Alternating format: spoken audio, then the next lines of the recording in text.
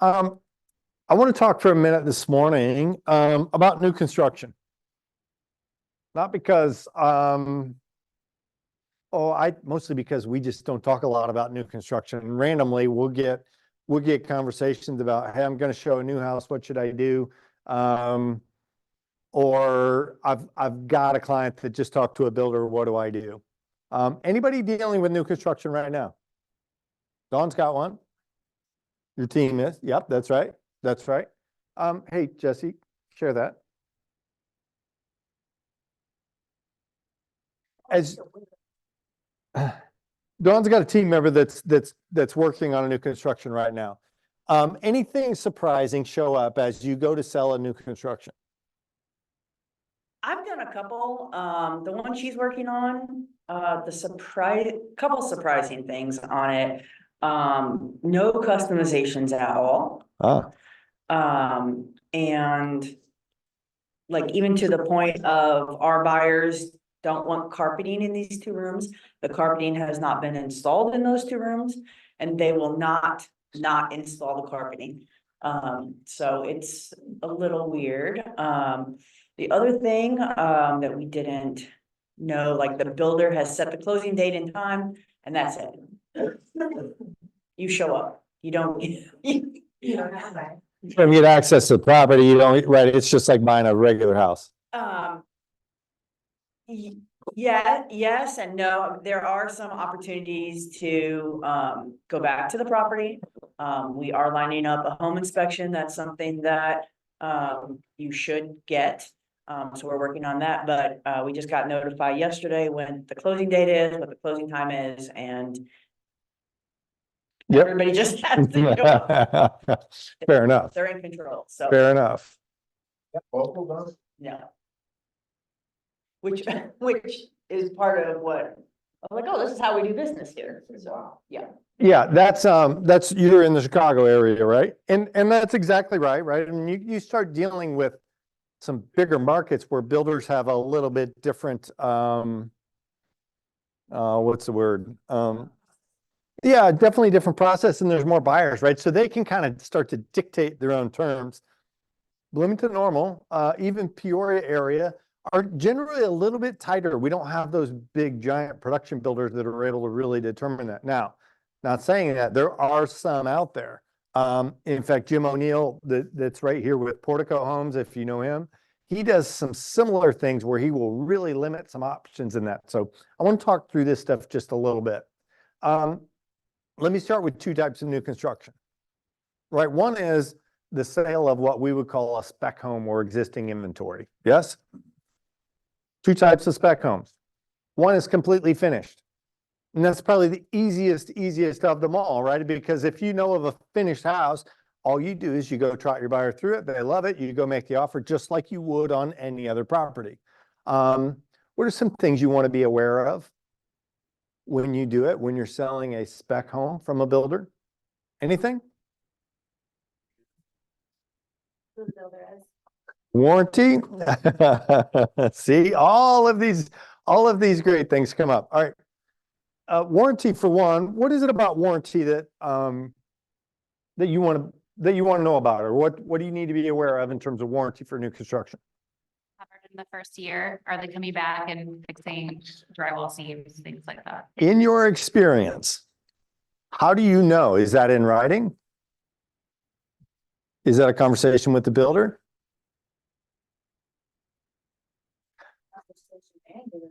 Ah, yes, Melissa's not wrong, right? It's a conversation and you want to get it in writing. That's 100% true.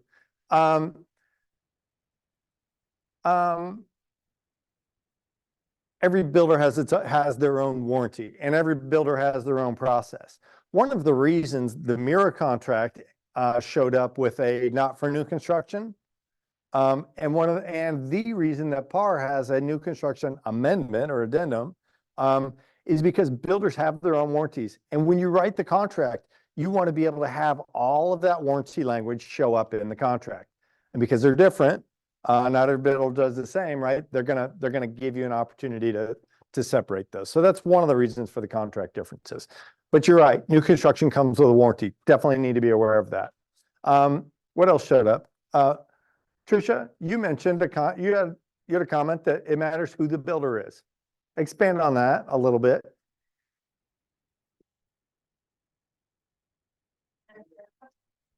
The warranty is not worth the paper it's written on.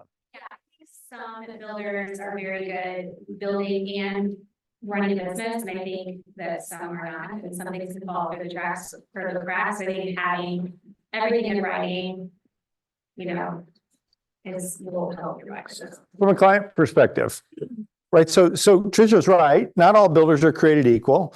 Does it matter if your client falls in love with the house and you've got some concerns about the builder? Are you not going to write the offer? How do you counsel a client?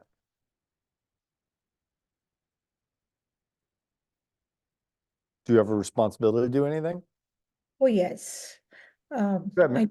I just sold a new construction in Chicago, and it is a total different ball game what I have always done in Bloomington Normal with all our builders.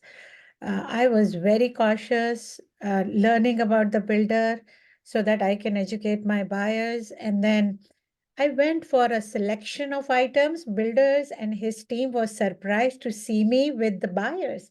They said, "Oh, we did not know you were coming." I said, "Of course I'm coming.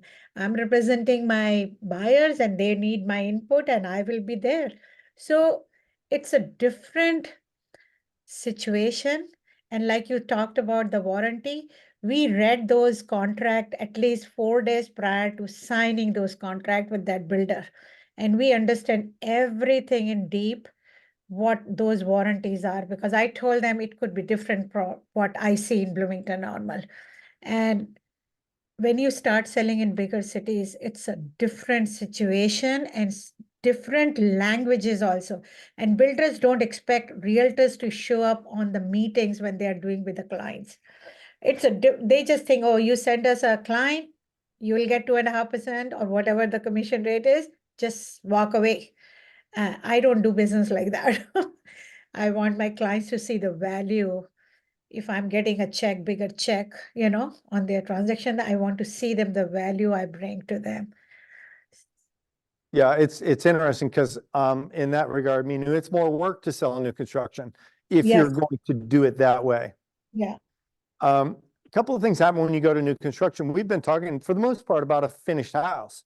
If the house is completely finished, you can almost sell it as an existing house. What happens when there's still stuff to do? Dawn had mentioned that they're working on a contract right now. It doesn't have carpet yet in it. You might find a home at just drywall. So how do you go through the selection processes and all that stuff? Is that a different thing for your client? Anybody done it? Throw that to Krieger. Yeah, I've done new construction for many, many years, and when you're showing a house, trying to sell a house at drywall stage, you want to get copies of the specifications. You want to know what all the allowances are before you start picking that stuff out. Have all that in writing and set up an expectation for your buyers. With the builder, what kind of things in the allowance are going into that property, and because what people don't realize is they'll see an allowance number and they'll think that number is low, but from a builder standpoint, the builders negotiated prices with all these vendors for builder prices and stuff like that. There's a lot of that kind of stuff that needs to be talked about because it's a misconstruity when you've got a buyer that's but you want to make sure all your I's are dotted and T's are crossed. No doubt.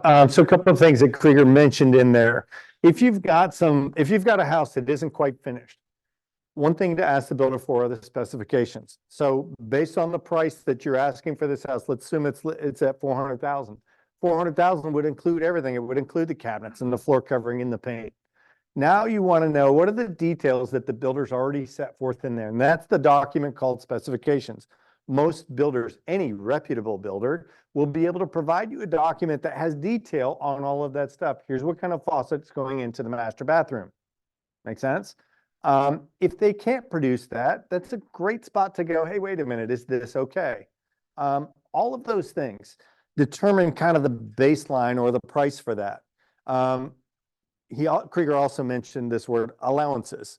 Allowances are simply budgets. These are the budgets that the builder set up for things like cabinetry, for things like floor covering, or even paint. Right, and so they may give you an allowance that says, all right, you have $12,000 allowance to spend on cabinets. One of the important questions to ask before you get locked into a contract is, will $12,000 get my cabinets? Because it's an easy place for a builder to hide behind and just go, hey, just make it 12,000 and I can take $4,000 off the purchase price instead of making the allowance 16,000 where it should be. So there is some homework to do sometimes before you get into all of that. Again, a reputable builder will take care of all this stuff with kind of upfront and during your conversations. Just something to be aware of. Allowances. Talk to me about schedules. Anybody had gone through a new construction, purchased a new construction, unfinished, and then set a closing date? Are you able to schedule the closing date the same way? Anybody struggle with this? I mean, I have. Great. Okay, so Trish is talking about occupancy. Yeah, there's a handful of things that happen. Good. You have to get occupancy, or the county has to give you occupancy. So really scheduling a closing date is not going to be set in stone because things are going to get behind, and depending on how far along they are. Yeah, so there are a lot of times you can go in and set your closing date, just like you're going to do on any regular contract. You're going to say, hey, we're going to close this thing on May 15th. And the builder's going to go, yeah, no problem. I can get it all there. And then next week, he's going to call you and go, hey, you know what? The carpet's back ordered. Right. And so there is some of this stuff in scheduling that you're going to have to just be careful of. Honestly, what you have to do is you just have to get super flexible with it. Again, most reputable builders will tell you up front, hey, that carpet's been a challenge to get. We may run into some problems. Again, just setting expectations for there may be some delays. Tricia mentioned occupancy. Any new construction has a permitting process. That means the city or the county is coming out and doing an inspection to make sure that everything fits and everything is finished according to code. Easy, right? Then they will issue a certificate of occupancy. Does that mean that your buyer does not have to do any inspections because the city already did it for them?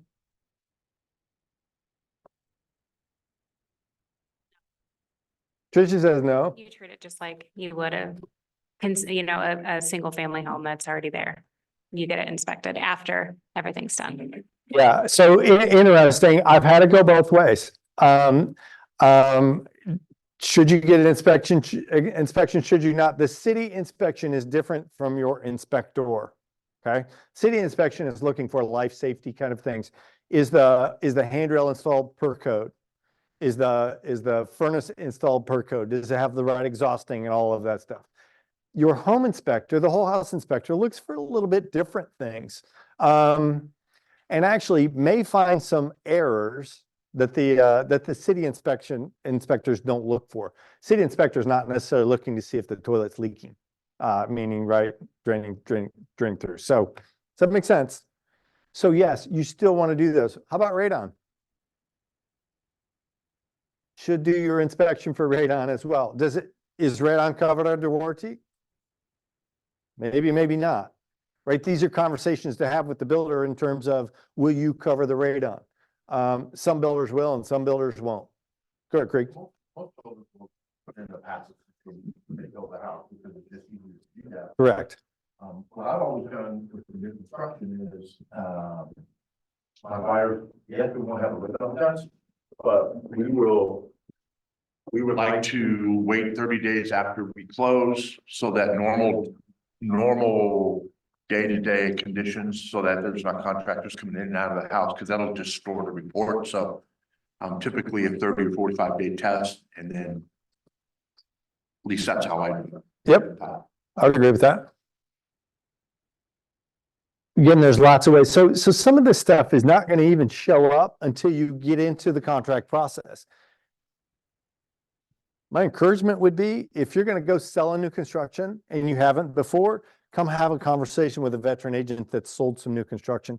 You get a lot of really good advice in terms of how to handle your client and how to handle the builder as well. What about commissions? Commissions work the same for new construction? They don't? Tricia says no, throw it in the box. Right now where clients of mine are building new construction, like they bought the lot from the builder. And so I was the broker. I sent them, sent Kent Ikesty, my buyer, and that commission is paid on the first draw. And so typically with new construction, there can be 4 or 6 draws with the title company or with the lender. But different builders structure that different ways, and depending on if the draw is happening from the title company, like there has to be regulations and all the things. But I typically ask for that commission up front, so that first draw, that commission will come to KW. That's interesting. Anybody else get paid on their new construction up front? Lucinda's going, oh my gosh, I should have done that. It's a great conversation. Sometimes they wait until the end of the build. And obviously, I think, and correct me if I'm wrong, BJ, but really it's beneficial, and I hate to use the word fair, but fair for the builder, because my client's coming in with a budget of 800,000. We all know they're going to spend more than that. And so really the builder is paying the commission on that first bid and not what they end up at the end. So I have different clients with a different builder that's doing new construction. Their first bid was 750. They're at 1.4. So, I mean, I'm only fair. I mean, I'm fair. I'm not mad about it. It's only fair that I get paid on that first bid. So I think it's smart for builders to do that commission payout on the first draw. That's exactly what has happened to me also. The first contract price was 911,000, and we are going to end up spending around 2, but my commission will be only based on the first contract price. I think builders are very smart. Yeah. And I agree agree with that first. I agree with that first initial build price. I don't think it's right to assume any more commission based Yes. on how far up that buyer keeps going. Yeah, correct. We've kind of crossed over into this land of custom build or pre-sold, and I want to get to that. So, commissions, one thing I would keep you informed of in terms of commissions on spec homes. Builders have different rates. They're probably not giving you 3% on the co-op. Keep that in mind as you do these buyer agreements and you say, hey, I'm expecting 3% on the co-op. Traditionally, in Bloomington Normal, 2.5% on the co-op for a new build has been common. Standard is not the thing, right? But it's been pretty normal. That's what we expect. We were willing to do it for 0.5% less. I don't really know why. I don't know why. I mean, I get as a builder why they don't want to pay more, but I don't know why, because new construction is more work. We've just been talking about it. Okay. So keep that in mind as you're going through these buyer agency agreements. The other thing I would tell you, and Jenny Scott got it right? She said, register your client up front with the builder. 100%. Here's what I can tell you that the builder will do to you. Your client will walk through his open house on a Saturday afternoon, and your client's loyal, thankfully. So they're going to go, oh my gosh, Tricia, we walked through that house over there and it was great. And the house is listed. And so Tricia goes, hey, no problem. I can get paid on that and I'll come show you and everything else. And then you know what happens? The builder calls that client and goes, hey, you know what? I got another one around the corner that's not listed yet. I might be able to discount a little bit. Actually, that one, I can get you the upgraded carpet that you want. And now all of a sudden that one's not listed. And so what happens to you, the buyer agent? You disappear. Yeah. Right? And the buyer's going to go through it and going to go, hey, I don't have to pay 2.5% on this thing. I get to keep it, is what happens. You get it? The house price doesn't go down by 2.5%, right? The builder just keeps the 2.5%. Does that make sense? So just beware. This is. We understand it, or does it make sense? We understand it, but it doesn't make sense. Yeah, I appreciate that. I have a question for you, BJ. Go. When you meet with your client, say I send my buyers to you, they're going to build a house. That first initial meeting that you have with my buyers, do you explain the commission that you're paying my brokerage, since it's not me? No. So again, I live in this kind of dual world where I probably favor realtors more than I favor builders. I have more loyalty to the realtor world than I do the builder world. So I've always treated it as The commission stays between me and the agent typically. That's all gonna change, by the way. Right? So today, if you're going in, we're gonna start having the conversation that says, hey, I want you to know, we've got a contract for $911,000 and right on my proposal page shows 3% going to Keller Williams for whatever. And now your buyer's gonna go, man, is Tricia worth $18,000 on this property? Restart. She already has a buyer agency agreement with them for 3%, so it doesn't matter. That is correct. That is correct. And in fact, I would argue that you're going to earn your money more on the new construction than you do on the existing home. Your advice is far more valuable when reviewing the warranty stuff, when reviewing the builder reputation, when reviewing potential resale of this property in the next 12 or 18 months should something in their life change. Right? Again, I think your value shows up at a greater degree. So are you worth it? 100%. I think you're more worth it. Can you go back over those things that you go over with your buyers for the new construction? Like if once you toss them over to the builder, what are some things that you can show value back to that buyer? As an agent? As an agent? Yeah, okay. So thank you for saying that because this actually is a tee up for a conversation, something bigger. Construction.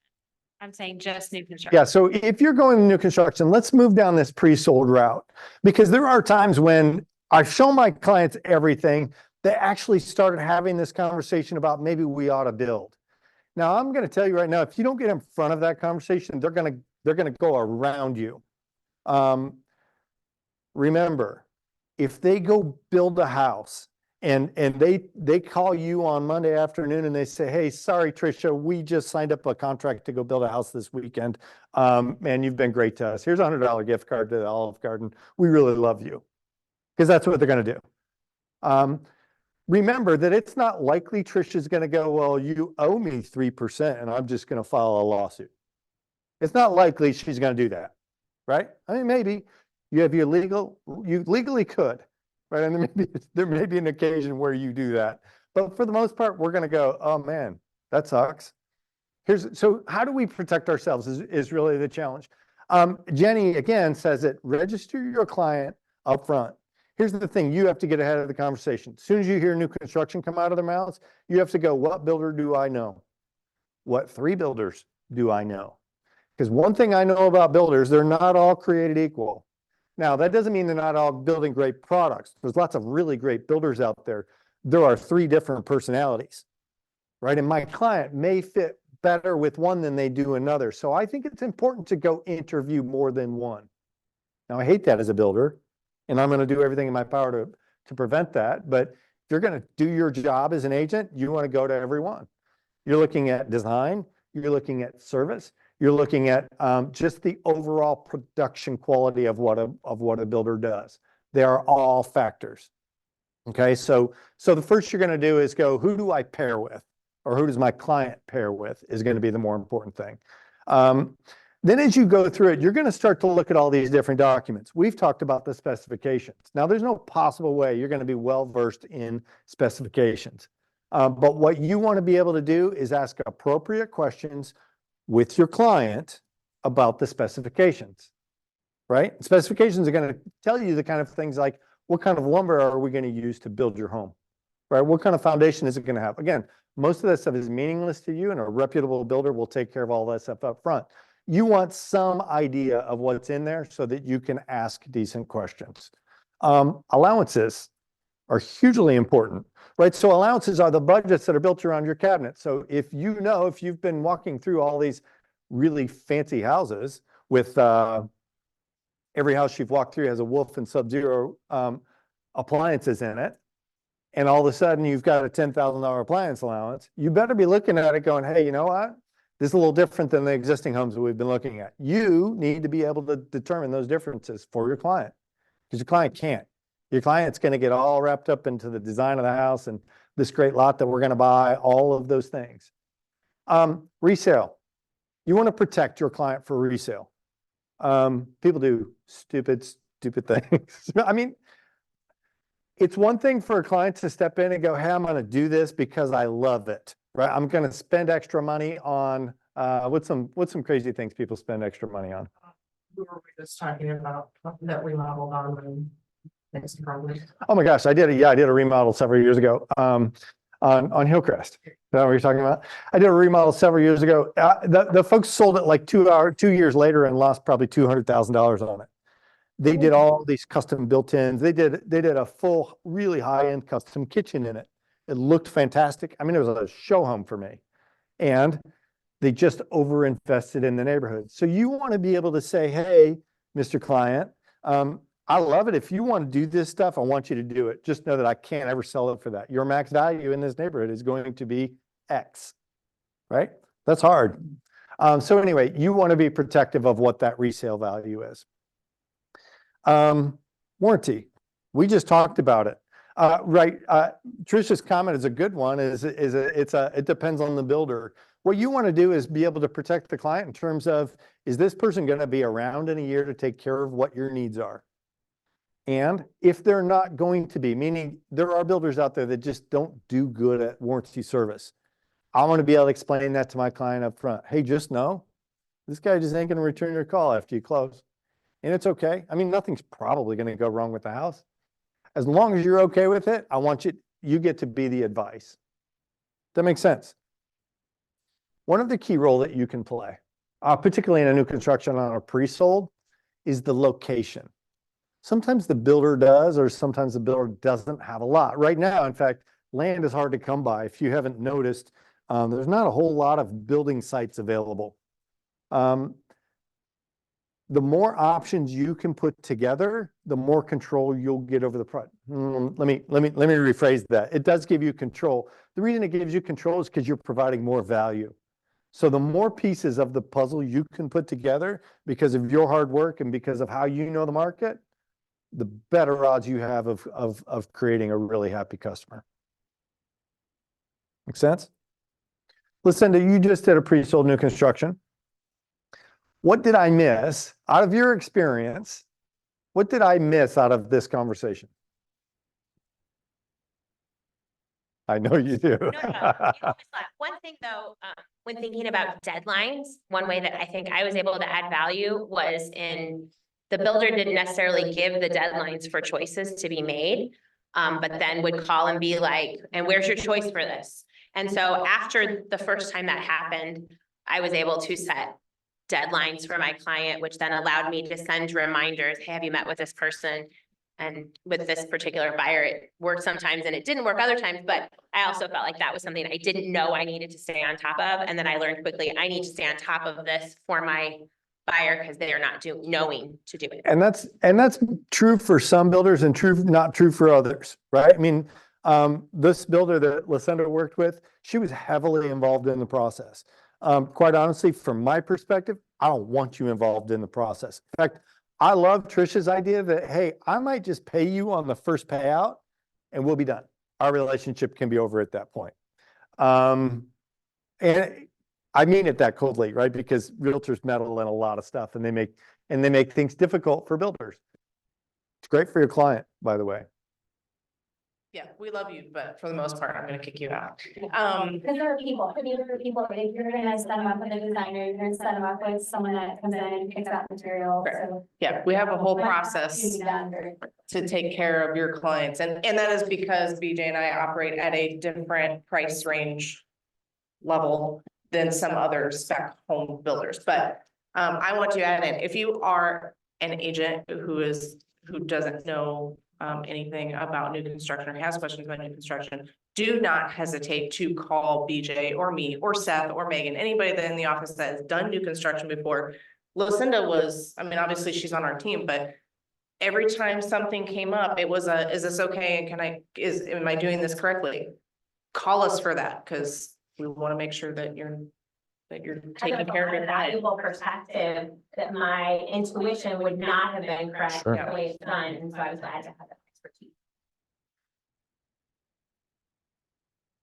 Why would a builder like on the one Ron talked about not put a different type of flooring in if it hadn't been in yet? Why would we want to budget the cost? Right, but if the buyer was willing to pay it. Let me put it to you this way. Builders are, I can tell you exactly why, because I would do it if I could. It's all about profit. The ways you make builders The way you make profit as a builder is I buy bulk material. Krieger mentioned it. I can buy 20 rolls of carpet and use it in the next 20 houses, and I can just kind of have it storehouse and I can get it for 50 cents on the dollar. So I've got this all packaged up. Time is the other one. So the faster I can move through my process, the quicker I get my money and I can make that money turnover. That makes me money. So if you're profit minded as a builder, I don't want anything that slows me down or hassles me. All of a sudden you introduce a different material. I have to stop. I have to go regroup all my project managers. I have to go order that material. I have to pause the carpet that I already have on order and go through all this no, right? There are builders out there that won't even give you paint choices. Now remember this for your client. Then you get to the other extreme, right? So where we go, hey, we're a full custom builder. I'll do anything you want. In fact, if you want to come redream your bathroom after we're halfway through it, we'll sit in the office and we'll redream your bathroom. I think we can get charged for it. But right, so when we go full custom, everything's an option. And that's a whole different kind of set of problems. I But mean, this was a spec house. Yeah. It wasn't like it was. time and money. From the In a big market where if those big builders that are selling 300 and 400 units a year, they don't care, right? You don't want it? That's fine. We're going to the next buyer.